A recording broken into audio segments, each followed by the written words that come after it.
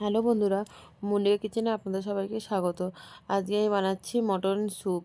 তো চলুন কীভাবে বানিয়েছি দেখে নেওয়া যাক।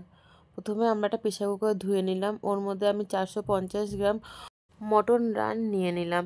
এবার আমরা ওই বাটিতেই এক বাটি ভর্তি করে আমরা জল দিয়ে দিলাম। যেহেতু এটা স্যুপ বানাচ্ছি তার জন্য একটু জলের পরিমাণটা বেশি দিচ্ছি।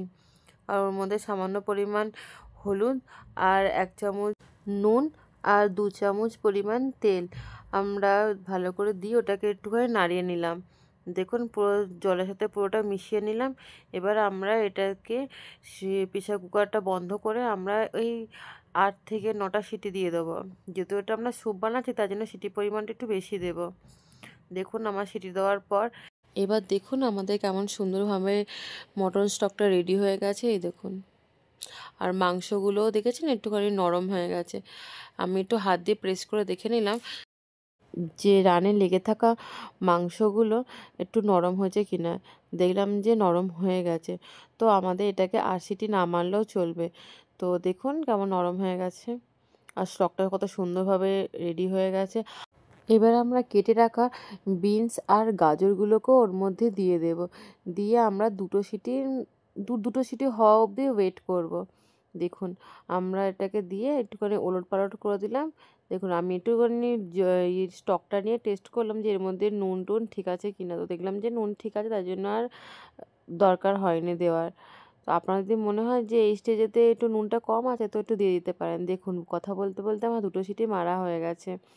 এবার দুটো সিটি দেওয়ার পর দেখুন ভেজিটেবলগুলো কত ভালোভাবে নরম হয়ে গেছে, আর মাটনও তো অলরেডি নরম হয়েই গেছিলো। এবার আমরা ওটাকে এক সাইড করে রেখে আমরা একটু মশলা বানিয়ে নেব। একটা প্যানেতে আমরা এক চামচ এক চামচ ব্ল্যাক পেপার মানে গোলমরিচ আর 2 চামচ জিরে আমরা এটাকে হালকা সিমে রেখে এটাকে একটুখানি ধিমে আঁচেতেই আমরা রোস্ট করে নেব।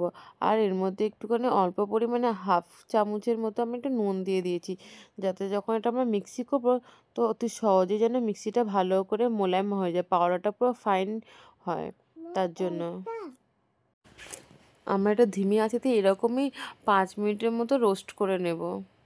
দেখুন আপনার এখানে জালটা আস্তে করেই রোস্ট করবেন, নাহলে যেটা পুড়ে যাবে। এরপর আমার হয়ে গেছে। এবার এটাকে আমি ভালো করে ঠান্ডা করে নেব। ঠান্ডা করে এবার আমরা একটা মিক্সি জারে মিক্সি করে নেব, ফাইন পেস্ট বানিয়ে নেব।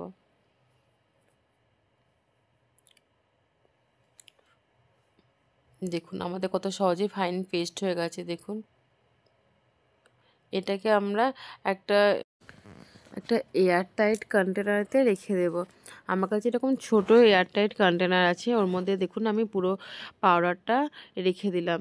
আপনারা এর পরেও তো যখন এটা কোনো স্যুপ বানাবেন ওর মধ্যেও দিতে পারেন, এতে করে স্যুপের টেস্টটা আরও বেশি ভালো লাগে।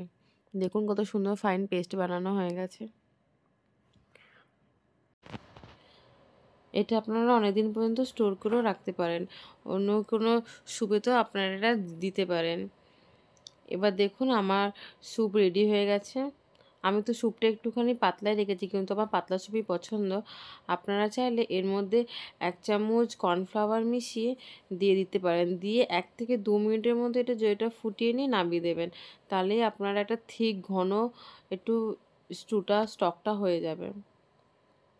আমি পাতলা পছন্দ করি, ঝোল মতো, তার জন্য আমি একটু পাতলাই করলাম। এবার আমি এর মধ্যে একটা বাটারের একটা টুকরো দিয়ে দিলাম।